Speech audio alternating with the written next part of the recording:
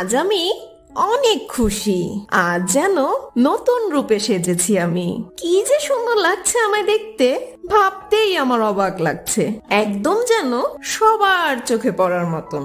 আজ আমার গা থেকে কি যে সুগন্ধ বের হচ্ছে, আমার যে এত খুশি লাগছে বলতেই পারবো না। আজ আমার সুগন্ধে সবাই মুগ্ধ হয়ে যাবে।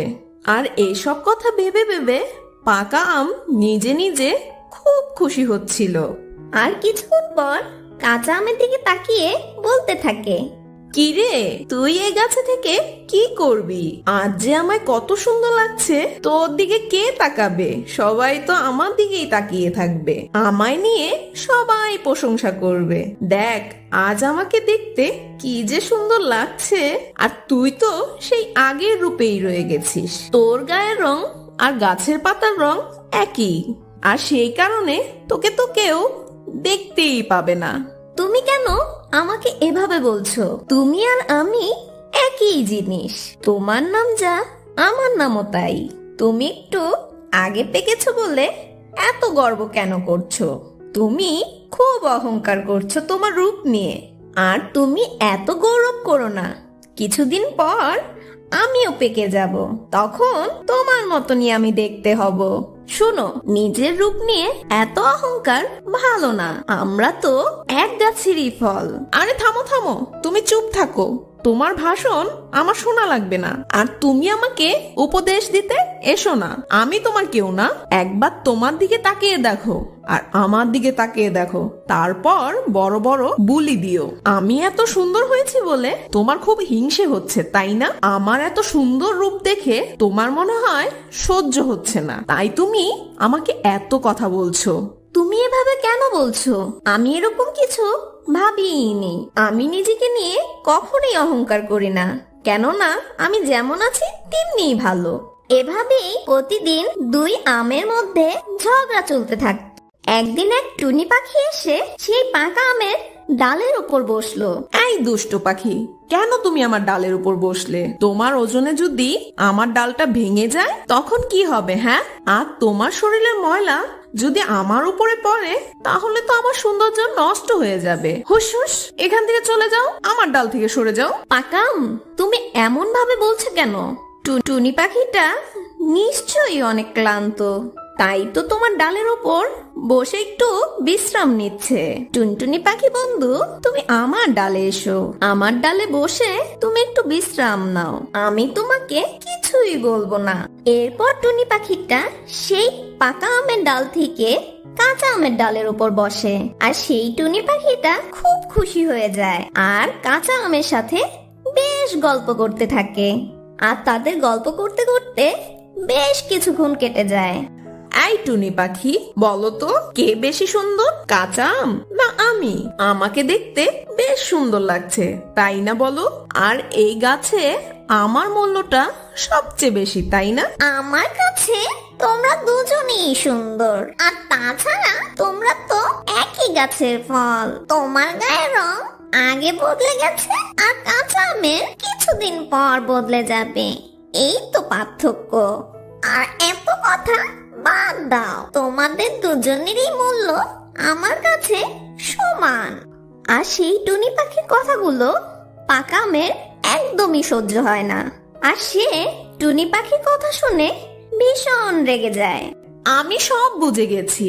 ওই কাঁচা আম তোকে ওর ডালে বসতে দিয়েছে বলে তুই ওর পক্ষ নিচ্ছিস, তাই না? তুই সত্য বলিস আর না বলিস, আমি জানি যে আমি কাঁচা আমের থেকে বেশ সুন্দর। আর তোর কাছ থেকে আমার সার্টিফিকেট নিতে হবে না। দুষ্ট টুনি পাখি, যা তুই এখান থেকে দূর হ। পাকা আম, তুমি কেন এমন বলছো? আমি কারো পক্ষ নিয়ে কথা বলিনি। আমি যেটা সত্য সেটাই বলেছি। সেটা তোমার কাছে খারাপ লাগলে আমার কিছু করার নেই। এই বলে সে টুনি পাখিটা সেখান থেকে উড়ে যায়। পাকা আম, তুমি কেন টুনি পাখিকে এভাবে বললে? নিজেকে নিয়ে এত অহংকার করো না বন্ধু। পাকা আম, তুমি মনে রেখো, অহংকার হচ্ছে পতনের মূল। এই কাঁচা আম, তোর প্যাক প্যাক বন্ধ করবি? আমার কানটা ঝালাপালা হয়ে গেল। তোর প্যাক প্যাক আমার মোটেও ভাল লাগছে না। একদম চুপ থাক, তোর কোনো কথাই আমি শুনতে চাচ্ছি না।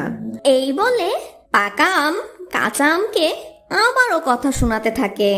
এভাবেই ঝগড়া করে দুই আমের দিন কেটে যাচ্ছিল। টুনটুন সেই আম গাছের নিচে এসে কান্না করছিল। এ কি ছোট্ট টুনটুনি পাখি, তুমি কি হয়েছে তোমার? তোমার সবকিছু আমাকে খুলে বলো।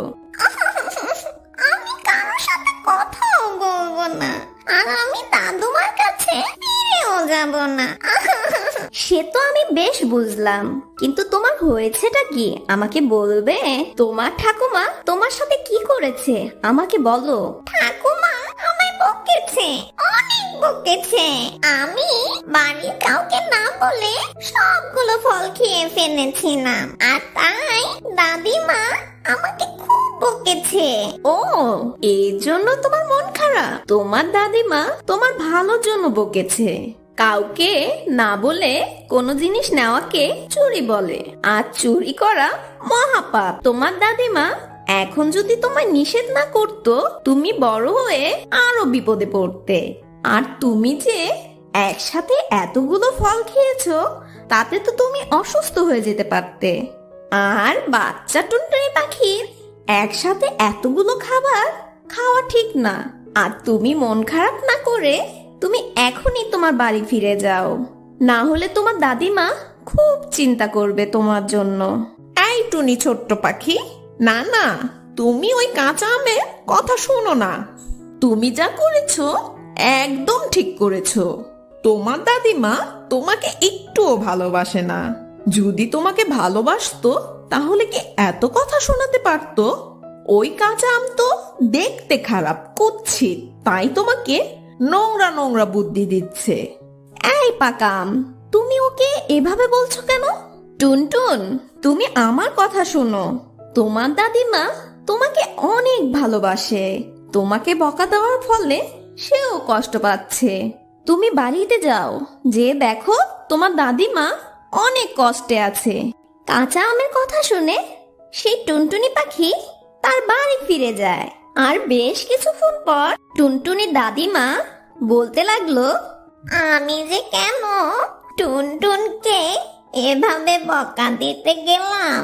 টুনটুন মনে হয় অনেক কষ্ট পেয়েছে। না জানি মেয়েটা রাগ করে কোথায় যেয়ে বসে আছে। এ কি টুনটুন, তুমি ফিরে এসেছো? ছোট্ট টুনটুন, আমার ভুল হয়ে গেছে, আমাকে ছেড়ে আর কখনো যেও না। আমি আর কখনো তোমায় বকবো না আমার টুনটুন। না দাদিমা, আমার ভুল হয়েছে, আমাকে তুমি মাফ করে দাও। আমি তোমাকে না বলে আর কখনো এত ফল খাবো না। আর তোমাকে একা রেখে আমি আর কোথাও যাব না। দাদিমা, তুমি একটু দাঁড়াও, আমি আসছি। এই বলে টুনটুন আবারও সেই আম গাছের কাছে যায়। কাঁচা আমান্টি, তুমি অনেক ভালো, তুমি সত্য বলেছ। আমার দাদিমা আমাকে অনেক ভালোবাসে, আর আমার দাদিমা আমাকে বকা দিয়ে অনেক কষ্ট পেয়েছে। এই দুষ্টু পাকাম, তুমি অনেক খারাপ। তুমি আমাকে ভুল বোঝাচ্ছিলে। আমার দাদিমা আমাকে অনেক ভালোবাসে, বুঝেছো? আর তুমি তো পেকে গেছো। এবার আমি তোমাকে নিয়ে আমার দাদিমাকে খেতে দিব, বুঝেছো? আর টুনটুনের এই কথা শুনে সেই পাকা আম অনেক ভয় পেয়ে যায়। বন্ধু কাঁচা আম, আমাকে বাঁচাও তুমি। এই দুষ্টু টুনটুনি পাখিটা আমাকে নিয়ে যাবে আর আমাকে খেয়ে ফেলবে। শোনো পাকা আম, অহংকারের পতন এভাবেই হয়। বেশি অহংকার করা ভালো না। তুমি আমার আগে পেকেছো বলে তোমার অনেক অহংকার ছিল। তুমি আমার সাথে তোমার রূপের বড়াই দেখিয়েছো, কিন্তু তুমি একবারও ভাবোনি যে আমার আগে তোমাকে সবাই খাবে। কিন্তু এখন আমি তোমাকে দেখে একদম হাসি ঠাট্টা করব না। কিন্তু আমি জানি একদিন আমারও তোমার মতন অবস্থা হবে। আমিও কারো খাবার হব, আমাকেও কেউ খেয়ে ফেলবে। আর সেই টুনটুন সেই পাকা আমকে পেড়ে তার বাড়ি নিয়ে যায়। আর এভাবেই সেই পাকা আমের পতন ঘটে। বন্ধুরা, দেখলে তো বেশি অহংকারের পতন কিভাবে হয়। আর তোমরা কেউ কখনো অহংকার করবে না।